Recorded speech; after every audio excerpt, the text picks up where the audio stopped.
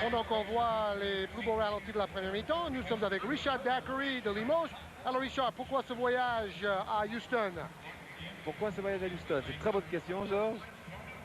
Vous venez voir la finale, par exemple. Bien évidemment, pour voir la finale et surtout pour passer un très bon moment avec Michael Young, qui m'a fait le plaisir de m'inviter ici et j'en ai profité, bien évidemment. Alors, est-ce que tu as quelques idées sur cette première mi-temps? Est-ce que c'est le premier match que tu vois d'une finale NBA déjà sur place? C'est le premier match et c'est vraiment un rêve qui se réalise pour moi que d'être en plus au 7e match d'une finale des playoffs. C'est vraiment quelque chose d'extraordinaire d'avoir pu avoir des tickets. Oui, comment tu as pu avoir les billets déjà? Ah, c'est un tour de magicien de Michael parce qu'on s'est pris ce matin, on est venu au summit, là il a rencontré des gens et puis voilà, le miracle a eu lieu. Oui, mais c'est une star dans la ville de Houston. C'est incroyable comme il peut être connu ici, c'est génial. Et quant au reste, cette première mi-temps, eh bien, je crois qu'elle tient toutes ses promesses.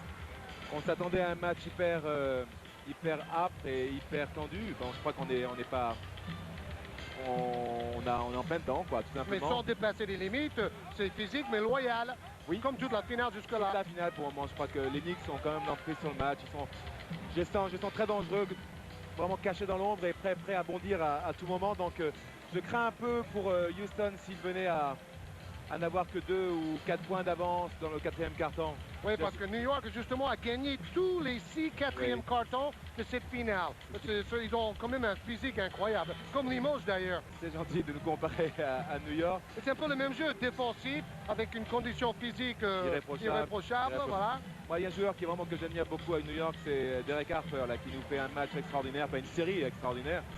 Et une défense, une présence sur le terrain et puis une vista vraiment géniale. Et tu as pu voir les autres matchs? Oui, bien sûr, j'ai vu les matchs chez Mike et puis en France, bien sûr, sur Canal+. Hein. D'accord. Et qui est l'MVP de la finale pour toi jusque-là? Bon, à Houston, c'est facile, mais à New York, alors? À New York, je mettrais Derek Harper pour moi, même si Starks a fait un gros match avant-hier, je crois.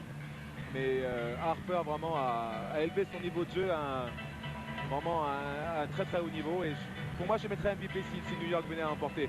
Mais alors tu vois je suis pour Houston, alors je suis définitivement pour Houston. Pourquoi?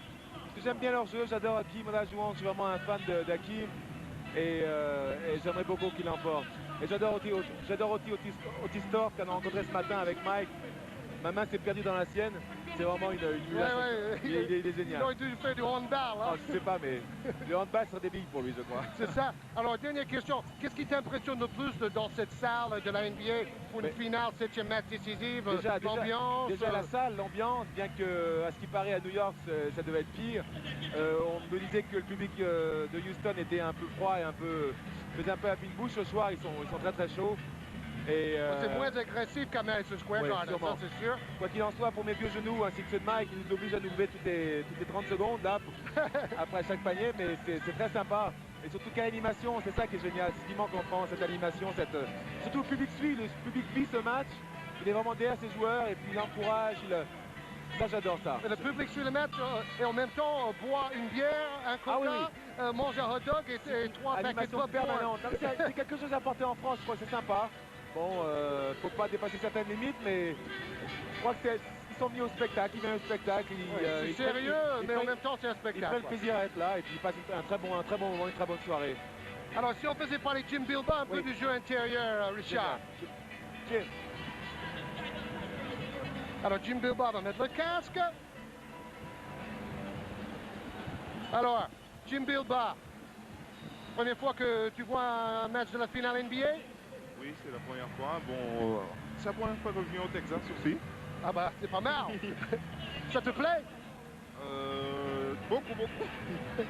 Et bon, toi qui joues à l'intérieur dans le basket français, est-ce que tu peux apprendre des choses ou qu'est-ce que tu découvres en regardant le jeu intérieur très physique en NBA? Là, on a 2 équipes en plus qui sont formidables au niveau défensif et offensivement. Il y a deux centres qu'on ne peut pas trouver mieux, bon, pour le moment. Et pour nous, intérieurs, c'est bien de voir ce match, cette finale, quoi. Et quand on voit par exemple Olajuwon et Ewing, qui sont des grands de 2m10 à 2m13, mais qui shootent à 5 mètres, qui peuvent dribbler, ça doit t'inspirer, non?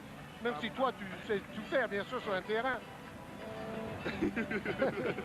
Non, pour moi, je pense que ça m'apporte beaucoup de voir il faut qu'on gagne beaucoup au physique, mais il ne faut pas oublier la mobilité et puis surtout beaucoup d'enthousiasme et garder toujours le moral. Oui, ça c'est une bonne formule pour gagner dans n'importe quel championnat. Merci Jim Bilbao. Regarde les statistiques de la première mi-temps avec toi. Pourcentage de réussite en hausse pour les deux équipes par rapport aux 6 premiers matchs. Plus de lancers francs pour les Rockets, très incisif. Plus de rebonds pour les Knicks. Et aucun tir à 3 points réussi par New York jusque-là. Les ballons perdus, c'est à peu près égalité là. On verra bien en seconde période. Qu'est-ce que tu vois en seconde période justement? Qui va gagner ce match décisif? Pour moi, pour le moment, c'est Houston, mais bon, New York, ils sont toujours dans le match. On ne les voit pas trop, mais ils restent toujours là au coin.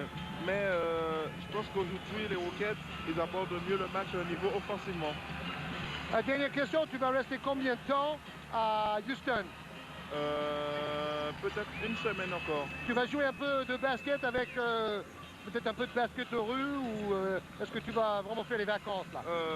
Si j'ai l'occasion, oui, mais bon, je viens avant tout pour me reposer, puis bon, pour visiter.